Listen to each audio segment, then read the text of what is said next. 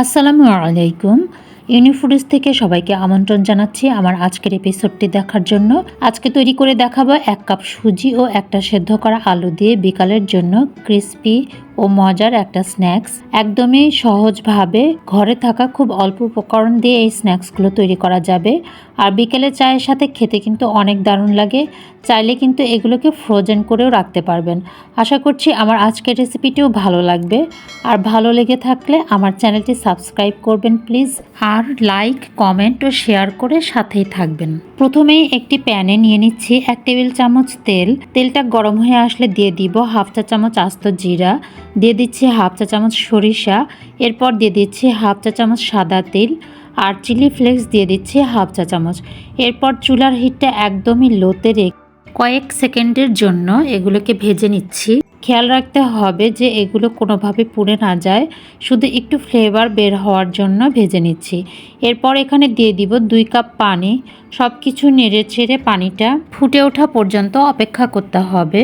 এরপর দিয়ে দিলাম হাফ চা চামচের মতো লবণ। লবণটা মিশিয়ে নিচ্ছি। পানিটা ভালোভাবে ফুটে উঠলে এখানে দিয়ে দিব 1 কাপ সুজি। সুজিটা একবারে দেওয়া যাবে না, অল্প অল্প করে দিতে হবে আর মিশাতে হবে। 1 কাপ সুজির জন্য এখানে আমি 2 কাপ পানি নিয়েছি। সুজির পরিমাণটা যদি কম নেন তাহলে পানির পরিমাণটাও কমিয়ে নিতে হবে। কিছুক্ষণ পরেই দেখতে পাবেন এইরকম একটা ডো তৈরি হয়ে গেছে। এখন এই ডোটা কিন্তু প্যানের গায়ে লেগে যাচ্ছে না। এবার এই ডোটাকে নামিয়ে একটা বাটিতে নিচ্ছি। সুজির এই ডোটা এভাবে রেখে দিব কিছুক্ষণ ঠান্ডা হওয়ার জন্য। তবে একদমই ঠান্ডা করে নিব না, কিছুটা গরম থাকা অবস্থায় এখানে একটা সেদ্ধ করা আলু গ্রেট করে দিব। এতে করে আলুতে আর কোনো বড় টুকরো থাকবে না, আলুটা সুজির সাথে ভালোভাবে মিশে যাবে। আমি এখানে একটা আলু দিয়েছি, আপনারা চাইলে 2টা আলু দিয়েও করতে পারেন। এবার এখানে দিয়ে দিচ্ছি হাফ চা চামচ গোলমরিচ গুঁড়া, দিয়ে দিচ্ছি সামান্য লবণ আলুর জন্য, ধনিয়া পাতা কুচি দিয়ে দিচ্ছি 1 টেবিল চামচের মতো। এবার এই সব কিছুকে ভালোভাবে মিশিয়ে নিচ্ছি। এভাবে মিশিয়ে নেওয়ার সময় যদি মনে হয় এই ডোটা একটু নরম হয়েছে বা হাতে লেগে যাচ্ছে, তখন এখানে দিয়ে দিবেন 2 টেবিল চামচ পরিমাণ ময়দা অথবা কর্নফ্লাওয়ার। আবারও সব কিছুকে একসঙ্গে ভালোভাবে মিশিয়ে নিলেই দেখবেন একটা সুন্দর ডো তৈরি হয়ে গেছে।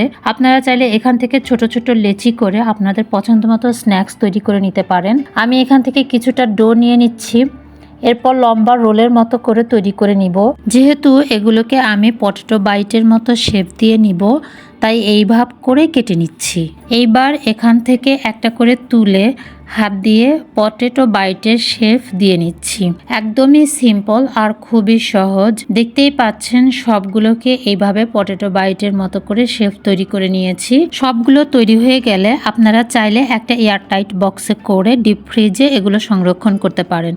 এবার এগুলোকে ভেজে নিব। চুলায় একটি প্যান বসিয়ে তেল গরম করে নিয়েছি। তেলটা খুবই ভালোভাবে গরম করতে হবে। এরপর একে একে অনেকগুলো এখানে দিয়ে দিচ্ছি। একসঙ্গে অনেকগুলো করে ভেজে নেওয়া যাবে। কিছু সময় পর দেখতে পারবেন এগুলো একা একাই তেলের উপরে উঠে এসেছে। এবার অনবরত নেড়েচেড়ে একটা সুন্দর কালার আসা পর্যন্ত এগুলোকে ভেজে নিতে হবে। খুব একটা বেশি সময় লাগবে না, 3 থেকে 4 মিনিটের মতো সময় লাগবে এগুলো ভাজতে। ব্যাস তৈরি হয়ে গেল আলু আর সুজি দিয়ে মজাদার ক্রিসপি স্ন্যাক্স। একদমই ঝটপট, কম সময়ে আর কম উপকরণ দিয়েই এই স্ন্যাক্সগুলো তৈরি করা যায়। এই স্ন্যাক্সগুলো কিন্তু খুবই ক্রিসপি হয়। বিকালের চায়ের নাস্তায় কিন্তু একদমই জমে যাবে। অবশ্যই আপনারা বাসায় এটা ট্রাই করে দেখবেন। তো আজকের মতো এখানে শেষ করব। আমার পরবর্তী ভিডিওর নোটিফিকেশনটি পাওয়ার জন্য বেল বাটনটি ক্লিক করে রাখবেন। সবাই অনেক ভালো থাকবেন আর সুস্থ থাকবেন। আল্লাহ হাফেজ।